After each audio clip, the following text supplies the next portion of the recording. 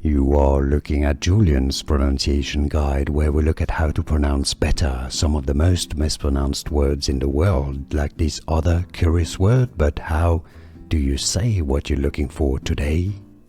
Let's learn once and for all how to pronounce this name. It's actually pretty straightforward once you know, but many people get confused by it. It's a Gaelic or Gaelic surname from Old English. If you want to learn more confusing pronunciation, stay tuned. Also Welsh. The English pronunciation is generally as Caden. Now, if it was French, it would be Caden, but it's not. It's generally in English pronounced Caden. Some may pronounce it as Caden, or in the US it's often pronounced as Caden, Caden, or Caden. How do you pronounce it yourself? Let us know, and where you're from specifically, so we all know a bit better how to pronounce it correctly.